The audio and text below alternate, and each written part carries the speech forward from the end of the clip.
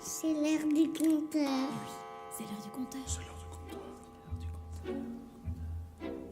Bienvenue, chère auditrice et chers auditeurs. C'est moi, le conteur. Je suis sur le point de pousser la porte du royaume de la fantaisie. Veux-tu m'y accompagner, toi aussi ? Alors, allons-y. Là, bien loin au-delà des montagnes et des mers, où se côtoient ogres et sorcières, nobles princes et humbles bergères. Contes, mythes, légendes et classiques de la littérature, ils n'attendent que toi. N'aie pas peur, c'est l'heure du conteur. Aujourd'hui, je vais te raconter l'histoire de Macbeth.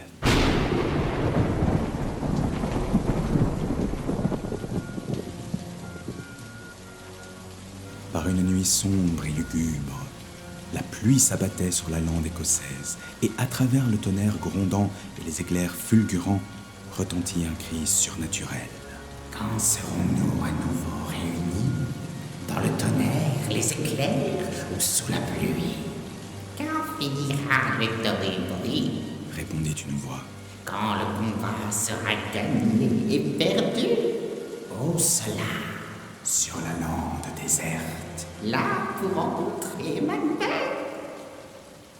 Le matin suivant, le battement d'un tambour résonna sur la même lande désolée. De plus en plus proche, il approchait de l'endroit où les cris surnaturels avaient été entendus. Le tambour annonçait l'arrivée de Macbeth et Banquo, deux généraux écossais qui revenaient de bataille. Ils venaient de vaincre une armée de rebelles qui s'était soulevée contre le cousin de Macbeth, le roi Duncan. Leur courage avait suscité l'admiration de tous les soldats. On disait que Macbeth avait brandi son épée avec une telle vitesse qu'elle fumait du sang de ses ennemis. Tous deux étaient si couverts de sang que même la pluie battante ne parvenait à l'ôter. « Je n'ai jamais connu un jour si laid ni un jour si beau !» cria Macbeth contre la tempête. Soudain, comme surgis de nulle part, trois étranges créatures émergèrent de la brume. Les deux hommes s'arrêtèrent net. « Quelles sont ces créatures décharnées, si flétries et vêtues de guenilles ?» s'écria Banquo. Les créatures semblaient être des femmes, mais elles avaient des barbes. Étaient-elles réelles ou bien une illusion ? « Peut-on vous questionner ?» demanda Banquo, car il avait entendu dire qu'il existait des sorcières vivant sur la lande et qu'elles étaient capables de prédire l'avenir. Les trois sorcières, si c'en était vraiment, posèrent leurs doigts osseux sur leurs lèvres minces, comme pour faire taire Banquo. Puis elles se tournèrent vers Macbeth. « Salut à toi, Macbeth, Dame de Glanis !» lança la première. Macbeth fut surpris. La première sorcière l'avait appelé par son vrai titre, mais comment savait-elle qui il était ? « Salut à toi, Macbeth, Dame de Cawdor !» dit la deuxième, ce qui était étrange, car il n'était pas le Tan de Cawdor. La plus étrange fut la salutation de la troisième sorcière. « Salut à toi, Macbeth, toi qui seras roi un jour. » Peut-être n'était-ce pas de simples salutations. Peut-être s'agissait-il de prophéties. Banquo était intrigué par cette idée et demanda aux sorcières de regarder dans les sables du temps pour dire ce que lui réservait l'avenir. Tu seras moins grand que Macbeth, mais plus grand pourtant. Moins heureux, mais bien plus heureux. Tu ne seras pas roi, mais tu engendreras des rois. Sur ces mots, elles s'évanouirent dans la brume aussi rapidement qu'elles étaient apparues. « Où sont-elles passées ?» demanda Banquo stupéfait. Macbeth ne répondit rien. Son esprit était désormais obsédé par l'idée qu'il pourrait un jour devenir roi d'Écosse. Peu après, deux messagers envoyés par le roi Duncan arrivèrent sur la lande. Ils apportaient la nouvelle que le roi avait nommé Macbeth Tan de Cawdor en l'honneur de sa grande victoire. Les deux généraux restèrent stupéfaits. La première prédiction des sorcières s'était déjà réalisée. Macbeth se tourna vers Banquo. « N'espères-tu pas que tes enfants seront rois, puisque celles qui m'ont donné le titre de Tan de Cawdor ont promis tout autant à eux ?» demanda-t-il. Banquo sourit à son ami. Il était plus prudent que Macbeth et moins influencé par l'ambition. Il le mit en garde. Sois prudent, les esprits des ténèbres tentent souvent de nous confondre pour mieux nous égarer. Mais Macbeth balaya l'avertissement d'un revers de la main. Dans les jours qui suivirent, de sombres pensées commencèrent à agiter l'esprit de Macbeth. Des idées sur les façons d'accélérer le jour de son couronnement.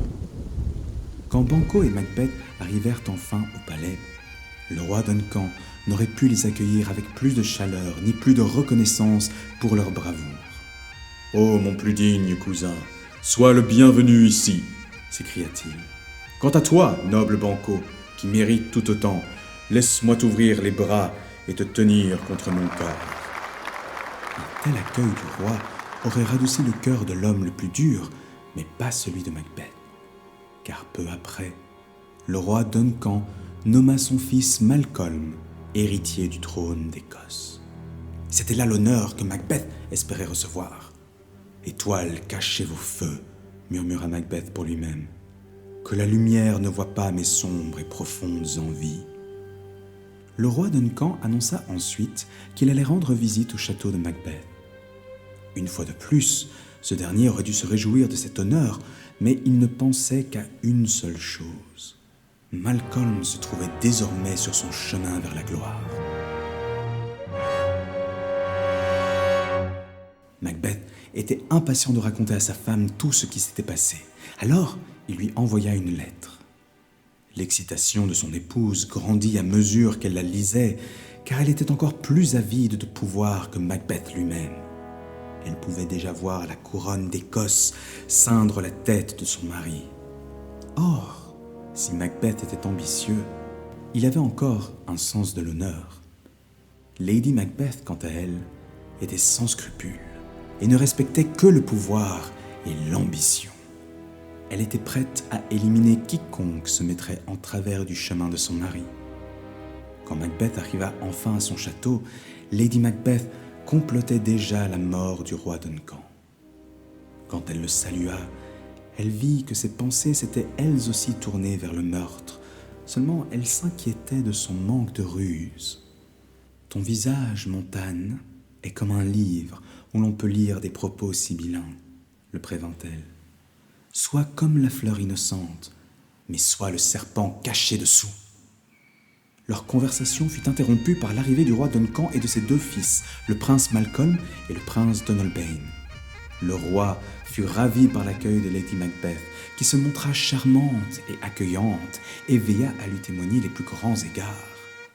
Pourtant, derrière ces apparences, Lady Macbeth pressait secrètement son mari de tuer le roi cette nuit-là. En préparation de cet acte funeste, Lady Macbeth drogua les deux gardes du roi Duncan, qui étaient allongés à ses côtés pendant son sommeil. À présent que le meurtre devenait une réalité, Macbeth en était tourmenté. Le roi Duncan était un homme bon et doux, et un invité dans la maison de Macbeth. Il était de son devoir de protéger le roi, et non de le tuer. « Nous n'irons pas plus loin dans cette affaire, » dit-il à sa femme. « Et si nous échouions ? Visse ton courage jusqu'au point de tension, et nous ne faillirons pas !» répliqua Lady Macbeth avec mépris. Ainsi, influencé par sa femme, Macbeth accepta à contre-cœur de tuer le roi dans son sommeil cette nuit-là. Le cœur cruel de Lady Macbeth se gonfla de satisfaction et elle se retira dans sa chambre pour attendre le moment venu. Macbeth resta recroquevillé dans son fauteuil, imaginant l'acte terrible qu'il s'apprêtait à commettre. Ses sombres pensées furent interrompues par l'arrivée de Banquo et de son fils Fléance. Banquo apportait un cadeau de la part du roi, un magnifique diamant pour Lady Macbeth, que le roi Duncan avait appelé sa plus aimable hôtesse. Macbeth gémit intérieurement. Pouvait-il vraiment tuer cet homme, ce roi si généreux et bienveillant à leur égard ? « J'ai rêvé la nuit dernière des 3 étranges sœurs, » dit Banquo. « Il semble qu'elle t'ait dit vrai. »« Je ne pense plus à elle, » mentit Macbeth, essayant de mettre fin à la conversation. Quand Banquo partit, Macbeth congédia les derniers serviteurs et essaya de se préparer au meurtre ignoble. Il faisait les 100 pas dans le grand hall, tentant de rassembler son courage, quand soudain, il aperçut une dague fantomatique flotter devant lui. « Est-ce un poignard que je vois devant moi, la poignée tournée vers ma main ?» s'écria-t-il. Pendant ce temps, Lady Macbeth, craignant que le courage de son mari ne l'abandonne, avait décidé qu'elle devrait tuer le roi Duncan elle-même. Elle se glissa dans sa chambre et observa les gardes endormis. « Ce qui les a rendus ivres m'a rendue audacieuse, murmura-t-elle. Allons, venez, esprit qui veillez sur les pensées mortelles, désincarnez-moi ici et remplissez-moi de la tête aux pieds de la plus extrême cruauté. » Rassurée que les gardes ne se réveilleraient pas, elle s'empara de leurs poignards et les leva au-dessus du roi. Mais au moment où elle s'apprêtait à les abattre, elle regarda le visage du roi et se figea. Le roi Duncan ressemblait tant à son propre père qu'elle sentit son courage l'abandonner. Elle laissa tomber les poignards et s'enfuit de la chambre, secouée par son échec. Lady Macbeth courut chercher son mari, car le temps pressait et les gardes allaient bientôt sortir de leur torpeur. Elle l'attendit dehors pendant que Macbeth se glissait dans la chambre du roi Duncan. À contre-cœur, Macbeth ramassa les poignards. Fermant les yeux, il les planta dans le cœur du roi Duncan. Puis il s'enfuit de la chambre, les mains couvertes du sang du roi et les poignards encore serrés dans ses poings. « J'ai commis l'acte !» s'écria-t-il, submergé par l'horreur. « Pourquoi as-tu emporté ces poignards ?» cria Lady Macbeth. « Ils doivent rester là, va les remettre et enduis les gardes endormis de sang. » Mais Macbeth refusa d'y retourner. Il avait trop peur de revoir ce qu'il avait fait. « Faible d'esprit !» s'exclama Lady Macbeth, furieuse. « Donne-moi ces poignards !» Elle les saisit et courut les replacer auprès des gardes, couvrant leurs mains et leurs visages de sang pour détourner les soupçons.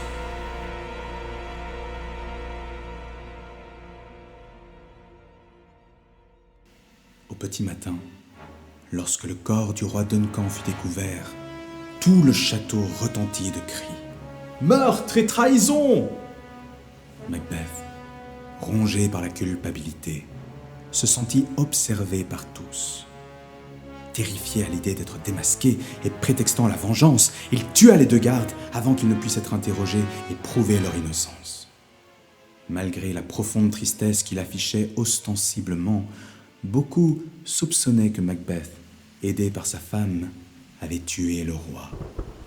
Les deux fils du roi craignirent pour leur propre vie et décidèrent de fuir, Malcolm en Angleterre et Donalbain en Irlande. Ainsi, Macbeth, en tant qu'héritier immédiat du trône, fut couronné roi d'Écosse. Il avait succombé à son ambition et accompli la deuxième prophétie des sorcières. « Tu as obtenu ce que ton cœur désirait, Macbeth, » pensa Banquo, « et je crains que tu ne sois allé bien trop loin pour l'obtenir. » À compter de ce jour, ni Macbeth ni sa femme ne trouvèrent la paix. Les paroles des sorcières à propos de la lignée de Banquo les rongeaient comme un poison lent. Leur ancien ami était désormais un danger. Il fallait l'éliminer, lui et son fils. Un banquet fut organisé. Banquo et Fléance y furent conviés, mais une embuscade commanditée par Macbeth les attendait sur le chemin. Banquo périt sous les coups, mais Fléance échappa à ses poursuivants. Pendant le festin, Macbeth leva sa coupe. « Je bois à la santé de Banquo, notre noble ami, dont l'absence pèse sur mon cœur. Puisse-t-il nous rejoindre sain et sauf ?» À cet instant, le fantôme de Banquo apparut et s'installa en face du roi. Macbeth blêmit, figé d'épouvante. « Éloigne-toi, esprit, ne me tourmente pas !» Il ignorait cependant qu'il était le seul à voir le spectre. Ses convives, déconcertés, échangèrent à voix basse. Craignant qu'il ne dévoile tout, Lady Macbeth mit fin au banquet et renvoya les invités. Dès lors, le couple ne connut plus le sommeil. Leurs nuits furent hantées de visions sanglantes, et l'éventualité que Fléance fût toujours en vie les tourmentait sans relâche.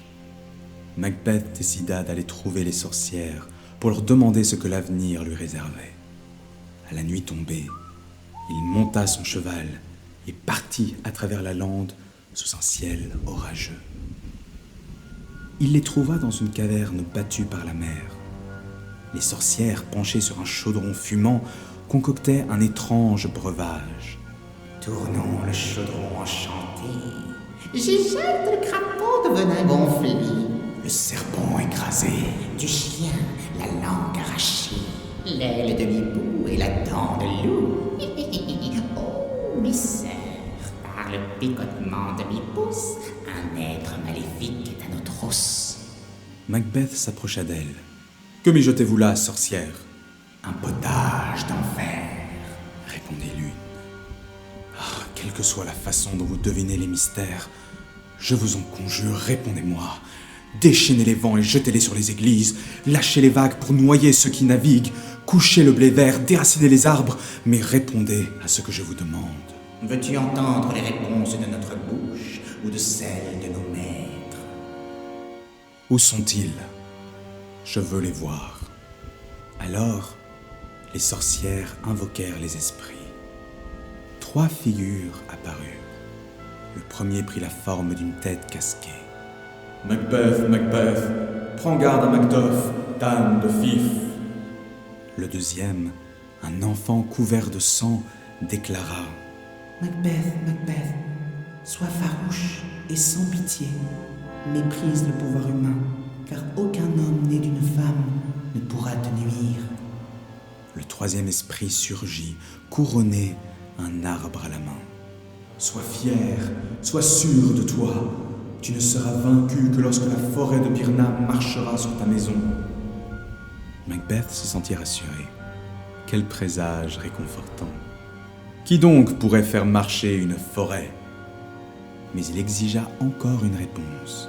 « Dites-moi, la descendance de Banquo régnera-t-elle sur ce royaume ?» À cette question, le chaudron s'enfonça dans la terre. Une musique étrange s'éleva et 8 fantômes de rois défilèrent. Le dernier portait le visage ensanglanté de Banquo. Il tenait un miroir dans lequel Macbeth vit se refléter une lignée infinie de rois. Banquo riait et Macbeth comprit que ses souverains étaient les héritiers de Banquo, appelés à régner sur l'Écosse. La musique s'éteignit et les spectres s'évanouirent. Macbeth se tourna vers les sorcières, mais elles disparurent elles aussi dans un ricanement effroyable. Resté seul, Macbeth réfléchit longuement, hanté par des pensées sanguinaires. Il se sentit plus menacé que jamais. Aussi, lorsqu'il apprit que Macduff était parti en Angleterre pour s'allier au prince Malcolm contre lui, Macbeth ordonna l'exécution de la femme et des enfants de Macduff. Un messager apporta cette terrible nouvelle à Macduff en Angleterre, qui en fut déchiré. Rien ne pouvait jamais effacer la détresse d'une telle perte, mais Macduff jura de se venger. « Faisons de notre grande vengeance notre remède pour guérir ce chagrin mortel !» dit Malcolm. Ce meurtre ignoble fit perdre à Macbeth de nombreux alliés. Lui et sa femme se sentirent de plus en plus isolés, là-haut, dans leur château déserté. Bien que la reine Macbeth, comme on l'appelait désormais, eût obtenu la couronne qu'elle désirait tant, sa vie était devenue un cauchemar éveillé. Elle errait sans but dans le château, tentant de laver le sang du roi Duncan de ses mains et de ses vêtements, un sang depuis longtemps effacé, mais que son esprit ne cessait de voir. « Disparais, maudite tache! Disparais, j'ai dit !» criait-elle. Après des jours et des nuits sans sommeil ni nourriture, sa servante appela le médecin du palais. Mais il n'avait aucun remède pour une âme rongée par la faute. « L'odeur du sang est encore là !» s'écria la reine, tandis que le médecin et la servante l'observaient impuissants. Tous les parfums d'Arabie ne suffiraient pas à purifier cette petite main. Oh. Finalement, Lady Macbeth ne put plus supporter ces visions macabres et elle se donna à la mort. Macbeth se sentit alors plus haï et plus seul que jamais. Il venait de perdre sa plus grande source de force, sa complice dans le crime. En proie à sa détresse, Macbeth ne remarqua pas qu'un soldat en poste de garde s'était approché de lui. « Je devrais rapporter ce que j'ai vu, » dit-il nerveusement. « Mais je ne sais comment l'exprimer. »« Eh bien, parle !» s'écria Macbeth avec impatience. « Je regardais vers Birnam et il m'a semblé que la forêt se mettait à bouger vers nous. »« Menteur !» hurla Macbeth, furieux. Mais le guetteur ne mentait pas. Des milliers de soldats du prince Malcolm avançaient, dissimulés derrière des branches coupées dans la grande forêt de Birnam. Ainsi, on aurait dit que la forêt marchait tout droit vers le château de Macbeth. Ce dernier se croyait toujours invincible. Même si la forêt semblait se diriger vers son château, il était persuadé qu'aucune bataille ne pourrait le tuer. Les sorcières n'avaient-elles pas dit qu'aucun homme né d'une femme ne pourrait lui nuire ? Alors, rassemblant son courage, il rallia ses dernières troupes et lança une attaque sanglante contre l'armée de Malcolm, jusqu'à ce que Macduff le trouve. « Retourne-toi, chien de l'enfer !» cria Macduff, l'épée levée.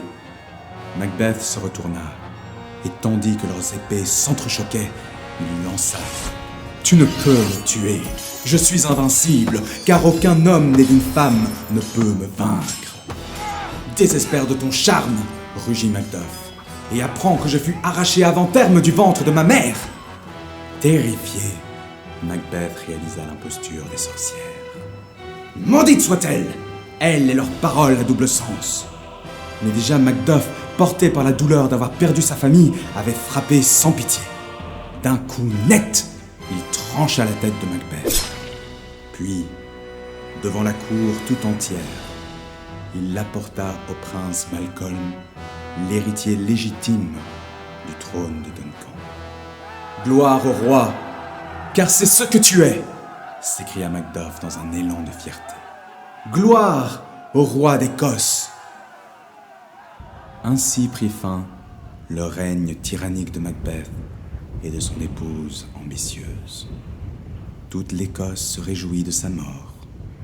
Malcolm fut couronné roi, la paix revint enfin, et le pays put panser ses blessures douloureuses. Bien des années plus tard, la lignée de Banquo gouverna l'Écosse avec justice et noblesse. La dernière prophétie des sorcières s'était accomplie.